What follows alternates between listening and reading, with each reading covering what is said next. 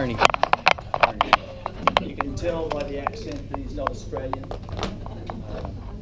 And no prizes for guessing where he is from. But Chris is a man with a deal of love and passion for God, so we said, come on down. Come down to Margaret. Bring the word, bring your passion, bring your love for God. So here he is this morning. Let's give him a great moment.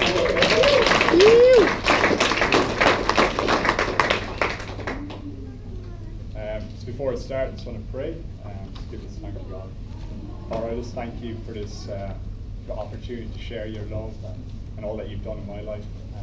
The community here in Margaret River, God, I give this time to you, Father, Lord. I pray that they will see you and not me, Father God. I pray that you will anoint my words, Father, that you will encourage everybody here, Father, and those who do not yet know you can come to know you through the testimony of what you've done in my life. So I just pray your blessing upon this time. In Jesus' name. Amen. Being Irish, if you haven't picked up from my accent already, if I'm speaking too quickly and get a bit excited, just wave your hands and try to slow down, and so you can all understand. So I just want to to begin with, I want to kind of share my story, a bit about my journey of how I've come to faith and what's happened in my life over the last number of years. So at this stage, 4.5 years ago, I left Ireland.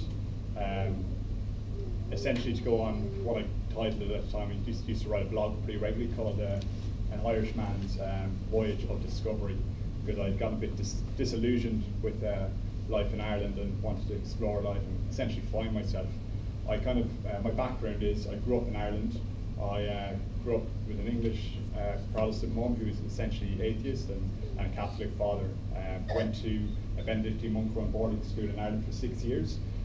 Went in, having done my confirmation, communion, and having, I suppose, a bit of faith, but not really knowing God, just knowing the religious side of things, of your Hail Mary, your Our Father, but not really having a relationship of any sort. And so I went into my first year of high school, and by the time I actually left, finished up in boarding school, I essentially lost all faith in God and the church, because my only experience of the church was essentially the Catholic Church. And in Ireland over the last number of years, or 20 years or so, there's been huge media into child abuse, priests having pedophile priests raping kids and everything, and alongside that there was a lot of hypocrisy in the Vatican that just didn't sit well with me. I've always been a kind of a black and white sort of a person, and I just didn't agree with that. So I was like, all right, I'm putting that aside in my life. I don't want anything to do with that anymore. And for me, I just want to kind of live life to the full, be a good person, and that was the journey I started going on from there. I told my parents I'm not going to go to Christmas Day Mass or anything anymore, so often Christmas Day Mass would come when I was in university, and I'd just say, no, I'm not going. I think my younger brother, Finn, who's here up in front as well, kind of followed my suit as well. Just said, no, we don't want nothing to do with that anymore. Through university, by the end, I as I said, live life to the full. Just a pretty loose kid, got arrested numerous times. Was pretty rebellious, always kind of seeking freedom from the law and from my own dad, who was relatively strict at times, and there was a huge rebellion against his kind of authority over me. By the time I was halfway through college, I studied finance and economics, and by the time I was halfway through college, I was doing loads of drugs, and I started kind of going on this sort of hippie sort of adventure, which I suppose still see a bit kind of the clothing I'm wearing, so Christian hippie, which you might call me. So from going into my fourth year of college, I had dreadlocks kind of all the way down to my shoulders, which was pretty funny in a finance lecture and an accounting lecture, sitting up the front, probably stoned, and head of corporate finance in my university staring at me thinking, this guy's definitely in the wrong lecture hall. Over there. But I started kind of exploring, spirituality a bit in my final year. I'd read things like Dan Brown's books, and I'd heard of things like Freemasonry, and started to think, there's a bit more going on out there than this conservative background that I've grown up with in Ireland. And so by the time I left university, I had intended, and my dad probably kind of had hoped that I'd go off and do my chartered accountancy. Like Jack's dad, my dad was a chartered accountant also, and I'd gone down kind of entrepreneurial route and started his own businesses, and he was kind of hoping I'd follow that path as well. But by the time I was in my final year of university, with the global financial crisis having happened and all the corruption in the world. I was, again, being that black and white person, I said, no, I don't want nothing to do with that. I want to go travel the world, and essentially my hope was to start a surf yoga cafe. I wanted to just travel the world. I bought a round the world ticket, and then I was going to stop somewhere once I'd found a place to, just to be, find a wife, and settle down and have a surf yoga cafe. That was my dream, leaving Ireland 4.5 years ago. So the first stop was other side of the world, New Zealand. Went straight to Queenstown, tried to get work there, ended up not being able to get work there, and ended over in Christchurch, arrived there, and there was earthquakes going on at the time, which was pretty freaky. Didn't have faith at the time, so no God to pray for protection. So that was a very scary moment in my life. But yeah, I went from Christchurch, then ended up getting a job in Queenstown, and eventually we ended up in the North Island for the Rugby World Cup, following Ireland around, beat Australia, just if any of you remember that too. But while halfway through the World Cup, I ran out of money and ended up getting a job at Greenpeace. Although I had the dreadlocks, it looked like a hippie, I didn't really know or care all that much about the environment. But they realised I was a good salesman, so they gave me a job. So they put me in a wicked camper van, and I got to travel around the whole North Island of New Zealand to a different town every day, campaigning against fishing techniques and things like deep sea oil drilling. And one day I was in this little town in Taranaki called Stratford, and saw this lady coming out of the bank, and I was like, hey there, do you want to help me stop deep sea oil drilling? And she said, sorry, I'm too much of a hurry, and I kind of like jogged along beside her. I was like, don't worry, I'm the fastest Irishman you'll ever meet. She stopped, laughed, and ended up hearing my pitch, and in the first few minutes said, yeah, I'll sign up for a $20 a month donation, and we ended up having this amazing conversation, but most of it was me just passionately going on about the risks of deep sea oil drilling, because I'd fallen in love with New Zealand. I felt this is the place I want to settle down. I'd grown up beside the ocean in Ireland, knew the risks of oil spills and surf growing up in Ireland as well. I wanted to settle down here, so just really vigorously pouring all my energy into saying how dangerous this was. And she suddenly pulled me up and said, Chris, I donated in the first few minutes. You have this amazing passion and energy, but you're going to burn yourself out if you keep going at this level of intensity. You even remind me of myself when I was a bit younger, where I used to go full on and then burn out and be in a really bad headspace and go until I learned to kind of like manage my energy level and just relax a bit. And she said, I think you really doing that yourself. And as she said this, it was like an arrow went straight into my heart, because I was at 23 at the time, and up until that moment, for about a 10-year period, I'd had these super highs where for about a month I was the most energetic person. I'd go seven nights out in a row straight, and get up first thing in the morning and feel fine, and then a month later I'd crash and I'd burn, and I'd get to the place where I actually have suicidal depression. I have horrible thoughts going through my head, and because I was a confident, outgoing person with so many friends, I never had I never knew how to communicate what was going on in my life to anybody. I'd come from a medical family where my granddad and all my uncles were doctors, so we had these medical books at home, and I'd looked up bipolar and other forms of depression, but nothing seemed to really fit the bill of what was going on in my life. And when she said that word about my energy levels of these, I was learning to chill out a bit and not going so full on all the time. It kind of really spoke to me to just that, when I feel good, I don't need to kind of go at that level of intensity all the time. And as all these thoughts were circulating around my head, she suddenly said to me, "It's like, if you don't mind me asking, Chris, what do you believe in spiritually?" And that kind of got me a bit flat-footed, and kind of shared with her what I said at the beginning, that I grew up Catholic, lost faith in that I suppose I'm atheist, agnostic, kind of believe in some mother nature, that there's something out there, but most of all, just be a good person, live life to the full. And she ended up saying, "Oh, cool, that's brilliant," and kind of left it at that. She gave me her contact details and said, "If you're ever back in this area, feel free to get in touch. I've really got along well with you. I've had backpackers stay with me before." Older lady, and just real kind heart. She said she lived up on a farm in Taranaki under the mountain. I was like, "Yeah, brilliant, that sounds good." And I ended up going on chatting to other people for the next kind of half an hour or so, but I started getting really emotional, even tears started coming to my eyes, because what she had said had really kind of gone straight into my heart or soul even.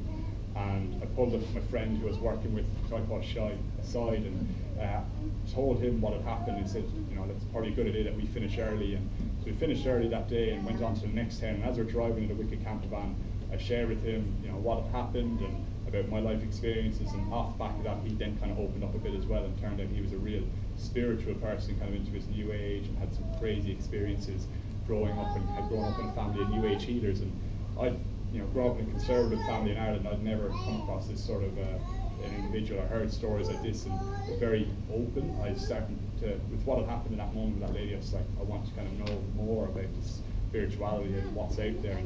So over the next kind of 10-week period, as we were travelling around New Zealand, I was travelling with Shy and some other people in Greenpeace and some other kind of New Agey friends who I'd met on that journey. They essentially started discipling me in the New Age, teaching me Buddhism, meditation, Tai Chi, yoga, and I started having these crazy out-of-the-box spiritual encounters. At one stage, I was in another little town, and this Maori guy came up to me and said, I was in the queue to the post office, and I felt the spirits of my ancestors coming to tell me to come over to you and tell you that you have a real calling on your life, that you're going to be a real powerful person.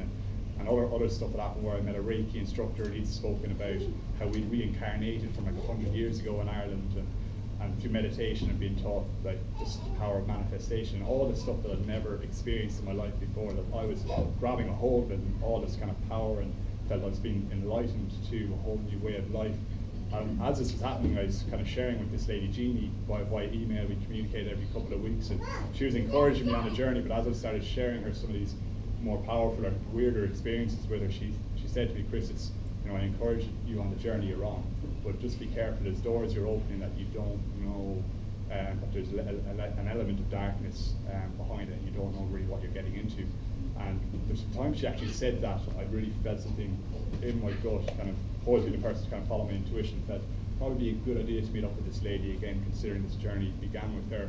So when I finished up a Greenpeace on the 22nd of December 2011, I ended up meeting up with this lady Jeannie again, and met her in the same town. She ended up inviting me up to her house, and all along that time she just gave me the opportunity to share with her everything that had happened over that 10-week period.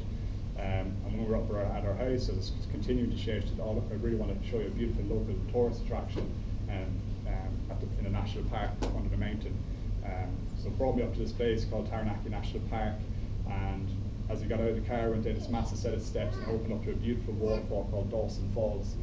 And at the bottom of this waterfall, I kind of finished sharing with her everything that was going on in my life and how I wanted to know the source of this power and what was going on. And I knew, again, in my intuition, I was like, this lady knows something. She's not really telling me everything, but she knows something. I want to know what she knows. And she turns to me and said, Chris, ultimately the journey you're on, you want to know what the truth is. I was like, yeah, what's the truth? What's going on? Like, this is crazy, what's going on in my life? So if you want to know the truth, just go over to that waterfall over there and ask for the truth, and you'll get the answer you're looking for. I was like, all right, and just gave her my wallet and my phone, being a pretty weird person, having such crazy experiences. I didn't even hesitate. Here's my wallet, here's my phone, and I walked across these slippery walks all the way over to this waterfall, and had this massive, beautiful waterfall powering down my left-hand side, just standing there, just with this amazing level of expectation, knowing something's going to happen. I was like, I put out my hands like this, and I was like, what is going on in my life? What is the truth? And immediately I heard this voice in my head so clearly saying, God is the truth, I am that I am, Jesus is the truth. And with that, this like powerful rush of energy flooded over my body, and what I kind of felt through Tai Chi and yoga, this little vibration, was just this dum dum dum at the pit of my stomach. I felt this amazing sense of freedom and burst out laughing. I was like, whoa, Jesus, I was getting so excited, but then with that came a level of confusion, because my only experience of Christianity and Jesus was the Catholic Church. It's like, oh, that doesn't really make sense. There's no spirituality to Catholicism or Jesus. So excited, yet kind of a bit weirded out and confused, I walked back to Jeannie. I was like, did you know Jesus was the truth? And she said, of course I did. I'm a Holy Spirit-filled, born-again Christian. And she hadn't mentioned Jesus or Christianity once to me on that journey. I'm serious, like she had such faith to have heard God and known this is what God was calling her to do, to lead to that place. And so there in that moment, she shared with me like how that first time she met me, she was in a bank, she had heard God speak to her and say, that man on the street with the dreadlocks has got a calling on his life. Like, we all have a calling. It's like in our free will whether we answer it or not. And she's like, oh God, he's worshipping Mother Nature, he's working with Greenpeace. I don't know if I'm hearing you very clearly, you're going to have to confirm this. So when she came out of the bank and tried to brush me off, but I jogged alongside her, she realised, okay, God, you're speaking, I'm going to give an opportunity to speak, to hear this guy out. And when she gave that word to me about my energy levels, for me it was like a word of wisdom, because that went straight into my heart. Without even her mentioning Jesus, that just opened me up to start seeking out truth, and I haven't stopped seeking God since. And so there in that moment, after she explained that to me, she shared the gospel with me, who Jesus was, that Jesus had died on the cross for me, that God loved me so much that he sent his only son to die for me. And it was the first time in my life, even though I'd been to Mass every Sunday for about 15 years. I've never, I'd fallen asleep most times. I've never understood, never had a revelation of it. I experienced Jesus' love, and I made that decision in that moment to give my life to Jesus and say, I'm following you for the rest of my life. Yeah. How could I do anything, choose anything else? And so yeah, I gave my life to Jesus at the moment. She prayed for me, and then next thing I know, I'm speaking in tongues, and another crazy experience that I'd never had in my life. Got baptized in the Holy Spirit. The following day, she baptized me in a river, and just since then, that's pretty much 4 years ago, I've been living a life just following Jesus, and hasn't been an easy journey. Essentially, what I want to speak about today, along with sharing my testimony, is just the importance of prayer, having communion with God, having intimacy with God, knowing His voice and hearing His voice and obeying His voice, knowing through prayer that we can have breakthrough, knowing through prayer, as Jack was speaking, that we will overcome every fear. But it's been a journey of overcoming fears and having breakthrough. But right from the get-go, God started, really doing amazing things. Some people getting healed through prayer in the first few weeks. I had this incredible spiritual encounter right from the get-go, and I was so zealous, so on fire for God. And about maybe 10 days into a New Year's Eve, today's on 11, I had this first probably encounter, a vision, a dream, because I was just about to fall asleep, and God very clearly spoke to me. He's like, Chris, I'm going to use you as a domino to lead your family to faith, to lead many of your friends in Ireland to faith, and Ireland as a nation. And within maybe a month of that, 2 random people came up to me in different churches and said the exact same word over me. That obviously got me incredibly excited and jealous. And Finn could probably share with you afterwards, have a chat with him, how I was all fired up and shared with my family my faith, lacking any wisdom and not really praying into it, but just wanting them to know who Jesus was and about my experiences. And just shared with them so much stuff that they weren't ready to hear, and they freaked out. Like, they so freaked out. After them were crying after the call. Like, 2 weeks later, my parents are calling the head of the Irish Embassy in Auckland, check up on me. They thought I was in a cult. They fully freaked. Like, they were so scared. And to be fair, from the outside it looked a bit strange, because I ended up moving in with this lady, Jeannie, and her young daughter, and going to this little church called the Wave Church in Opanaki, similar places, like a little surf town. But it was so different, so strange to even though they were worried about me knowing that I was doing loads of drugs and probably living a life they weren't overly impressed by before. Now I was a completely different person and preaching something at them that they did not understand, and it was so different to conservative Ireland.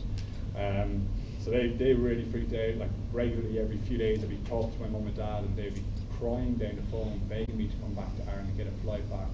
And God was saying, you need to stay here. It's not time to go. It's not time to go. But it was so hard. Hardest time I'd gone through in my life. And those first couple of months as well, those ups and downs continued. About 2 months into my faith, I woke up one morning and I had crazy spiritual attacks all night. And I knew a cliff in that town. I was like, I want to jump off this. I've had enough. My family aren't getting me. I don't have any friends my age. I'm in a church and they're all 50, 60 plus, and there's no one to hang out. And I just had enough of life. And I was like, but thank God he had people to come alongside me, encourage me, help me at that moment.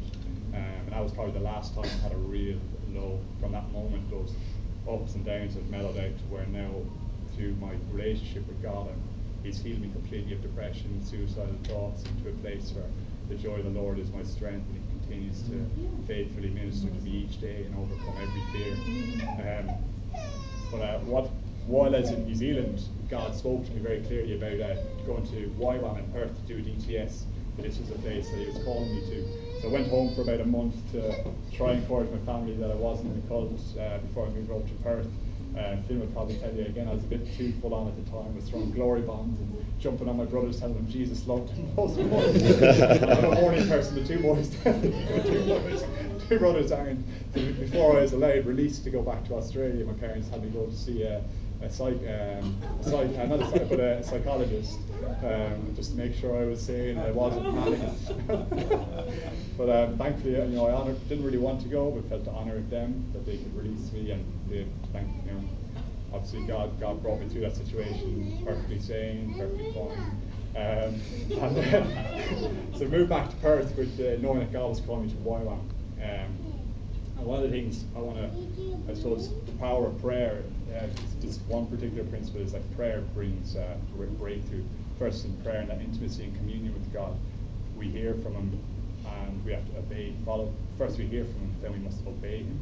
and God clearly spoke to me about doing a DTS at a particular time in Wyoming, and I got a job doing door-to-door sales in Perth, and I was thinking it's purely, there was no salary or base rate, it was commission only.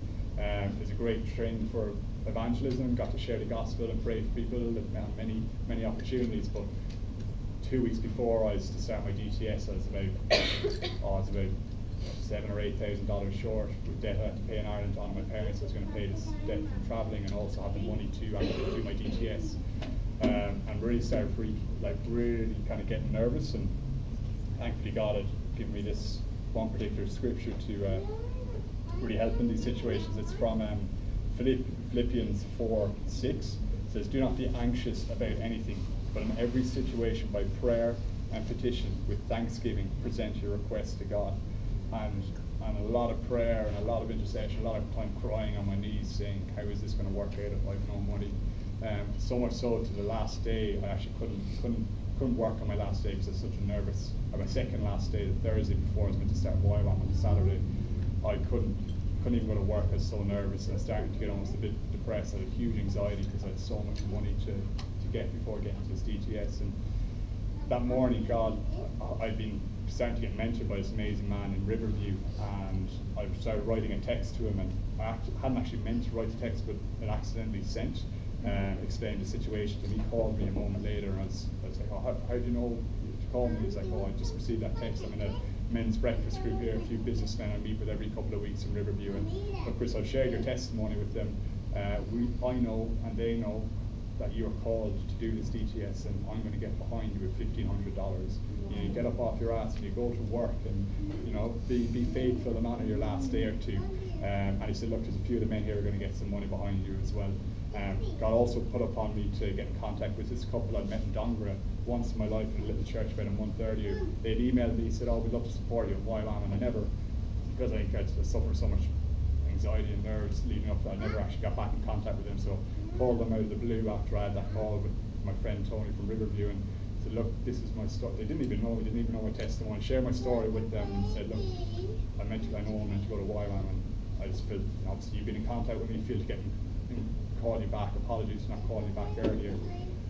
And she's like, Chris, put aside the debt, how much money do you think you still need for YWAM to do your DTS? I think I was like, probably about $1,500 is kind of where I stand at the moment. I said, all right, look, I'll talk to my husband, and I think we'll be able to support you with that. I meant to say it once in my life. Next thing, half an hour later, she confirms by text, yeah, we're going to support you.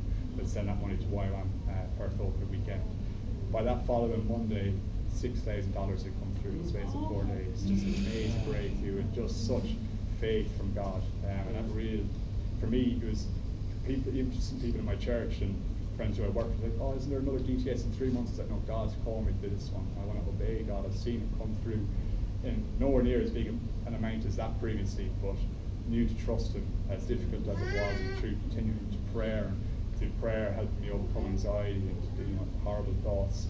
But He came through incredibly in that moment, and it was such a testimony to friends who I worked with and family at home. Were kind of, how are you going to get this money? This is a bit, why are you doing this with your life? And to see all that money come through, and see my parents be honoured as well, that I paid off that debt, was really important. So that was so just to encourage you with prayer, you will receive incredible breakthrough, and not to persevere in prayer as well.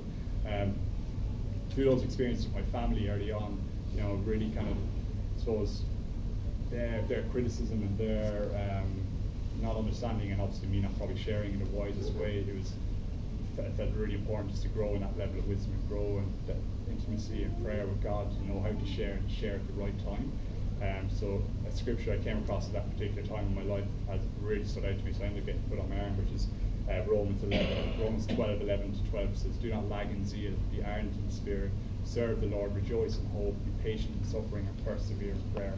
So with every situation, again, it just felt so encouraged by God to persevere in prayer. While I was actually on outreach with YWAM, we went to Nepal and India, and this is a particular story how God taught me how to overcome fear.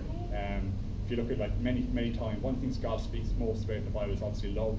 Another one, funnily enough, is money, and probably after that is fear. Just do not be afraid, I am with you.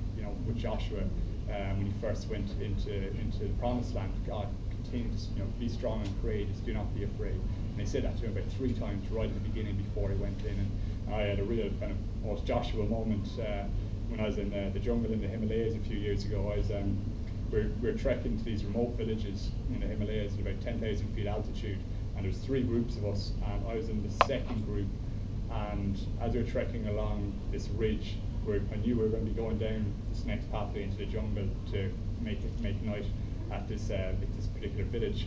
And I said to that particular group, "Oh, look, I'm just going to sit down, enjoy the sunset here, and have a little time of prayer and wait for the last group to catch up with me." So I sat down. They're like, "All right, no worries. There should be a few minutes behind us. That shouldn't be an issue." So I sat down, had an amazing little time with God, watched a beautiful sunset, and then sun went down. Or about 10 minutes, 15 minutes, 20 minutes. The last group still hadn't arrived, and started kind of getting a little bit nervous because we were told before we went up here that there's wild leopards, that there's bears, that it's not uncommon for people to get killed every year up there. So I was starting to get a little freaked out. And I was like praying, asking God what am I meant to do? Should I go? Should I stay? And felt God encouraged me, "Chris, go along the path, go down into that jungle." And thankfully it was a full moon, but that jungle was pretty thick and really, I was really scared, to be honest. So I went down into this jungle path, and the only light to my feet was the moon, a few feet in front of me, guiding through this path.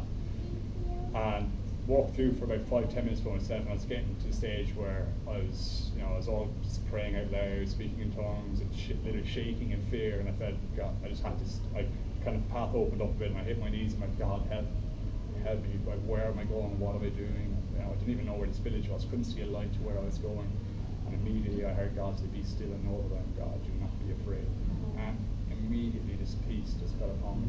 I had no fear from that moment onwards, and got up, and God very clearly said to me, "Just keep walking. I am with you. Do not be afraid." So I ended up walking for another 15 minutes by myself through that jungle path, and finally came to a group of girls from that second group who were all crying and freaked out.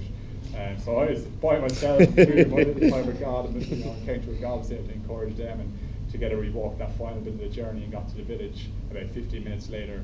And about an hour later, that final group ended up rocking up in a 4x4, and turns out that they'd had somebody injured in their group, and that's why they didn't make it in time. And so they went to another village at the top of the ridge where I was previously by myself. And I said, "Oh, look, when we rocked up into that village, the first house we came across said, get into the house, it's really dangerous out there at the moment." I was like, "Oh, okay, what's going on?" They were saying. And so they got in, and one of the guys, their translator, said, "Well, we're really lucky. They've just told us that last night one of their cattle were killed by a large leopard who was prowling around in this area." So there was me for about 45 minutes by myself, shouting out every now and again. And there's a leopard cruising around. And just that moment, just again, through that prayer and seeking God, just really kind of allowed me to experience His faithfulness and how intimacy and knowing Him and praying helps you overcome fears.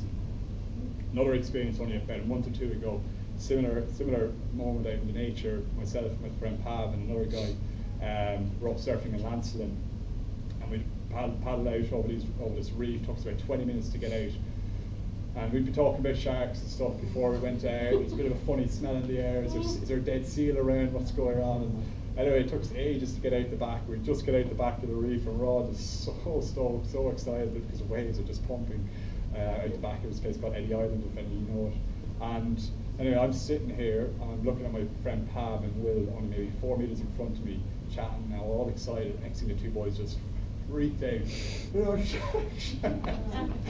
They said, right, I turned around and I could see the kind of turbulence in the water. They said like 3 sharks had just popped up a couple of meters behind me, and we're chasing some other fish like a tuna or something, but we're full on going at it. Not too big, but Shannon and the boys were free. So it's like, so the 3 of us together just started praying, saying, "God, you've given us every authority over every fish in the ocean.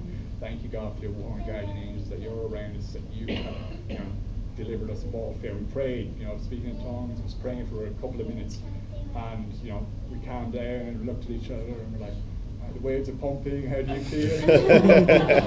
We paddled out the back and surfed for about 2 hours, and had an amazing experience. But it was just awesome to again, be out there in God's creation, and through prayer and petitioning Him to completely deliver us of fear. We didn't really think about the sharks. And all later on, Pab saw that the sharks threw underneath him and didn't know there was a shark coming underneath him. Wasn't even that worried about it. He was just having that intimacy with God, whereas you tell friends you don't have faith, and even the idea of, like, our many friends won't even go surfing. It's like, how do you go out surfing? You know, the sharks everywhere. It's like, I pray before I go in the water every time. And simply that, for anyone who goes into the ocean down here, is such a testimony. It's great. Because it's like, you praise, yeah, God says in Genesis, it says in the Psalms, He's given us authority over every fish in the ocean. He's given us dominion. And they're just like, oh, it's like, come on, I'll take your surfing, I'll take your swimming in the ocean. How do you overcome that fear? Well, the last kind of, I suppose, prayer principles I want to chat to you about is you know, we can see God will speak to us, and you know, it's very important for us to obey what He is saying, but sometimes because what He is saying is a bit far-fetched and scary, it's good to seek that confirmation. And numerous occasions through the Bible, God, you know, there's people seeking confirmation that God actually spoke to them. So there's a particular moment 2 years ago in it was the Christian Surfers annual conference in, I think it was been hosted at in the Holy Mile up in Bustleton. And it was the third morning of worship on, it was Easter Sunday morning. I had this amazing encounter with God. He said to me, Chris, I want you to share the gospel in Dunsborough Bakery today. And I was like, oh, that's a pretty big ask. So I kept that to myself, and as we were driving, because we were on our way for a surf and we were going to stop for a bit of lunch / breakfast in Dunsborough, in Dunsborough Cafe.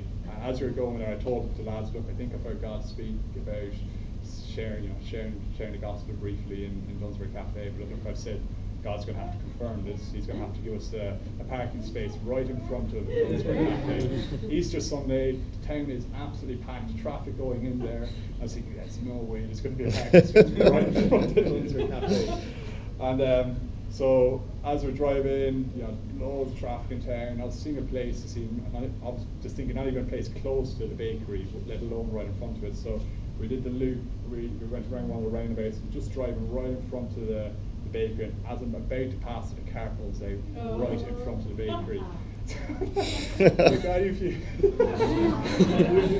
You confirmed this one, so I'm gonna, a bit freaked out, I haven't really done this before, so I'll obey you and be faithful in this. So we ordered our pies, and when everyone was sitting down, I just got up and said, look, sorry to interrupt everybody, just want to share something for a couple of minutes. You know, I'm a bit of a crazy Irish person, but I have a story to share. You know, today isn't just Easter Sunday, it's Resurrection Day Sunday, and for 2 minutes I shared Jesus' love with the people in the cafe, and some people were just spitting out at me, some people were like, because I shared a little bit about my past and drugs, and one person, he's a drug dealer. But everybody kind of stopped, and then there was this one older lady there, and she looked like an angel, because she was just staring at me with such love and compassion, and that really encouraged me, because I was so, but yeah, I said it for 2 minutes, and I said, all right, thank you for your time, and just went and sat down, and you know, I have no idea the fruit of that, if that spoke to somebody, but you know, God spoke to me, and I obeyed, hope and pray that that ministered to people in that moment. And you know, the lives God has given us is a journey of intimacy, is a journey of seeking Him out and praying daily. You know, as Jack said, praying each morning, getting up and giving the day to the Lord, seeking His protection, His blood covering, His angels to be with us. Like the testimony we heard at the beginning, His protection of our families. It's so important. Everything, not just the small things, but just the big things as well. But through having communion and intimacy with God, in the small things, it's a little breakthrough in His faithfulness in the small things. Then we see it in the big things. Like He's provided me for a 457 visa to work in this country, which is another testimony that I'd love to share another time. But He's come through on so many occasions. But I'll seek God's prayer, like His will, and for the smallest things is like a parking space. I've prayed absolutely everything, and that builds my faith and courage and trust in Him to seek those breakthroughs for the big things.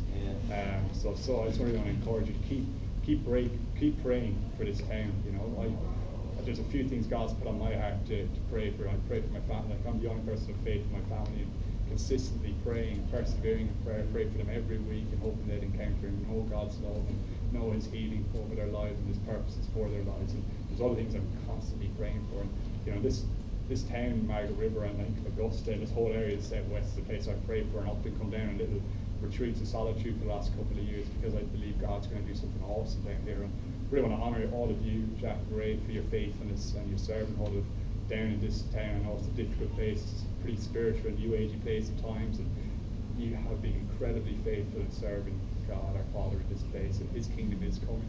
You know, there has been so many victories here, and use those victories of the past to see friends and family and strangers coming to faith to know that many, many more are going to be coming. For I believe we are going into a season of fruitfulness, so continue to persevere, continue to obey. It's so important when we hear God's voice, as I spoke, to obey and follow, and be bold and courageous, be strong, as He encouraged Joshua, be strong and courageous, and take back this land, claim it for His God's. He's given us victory to overcome in this place.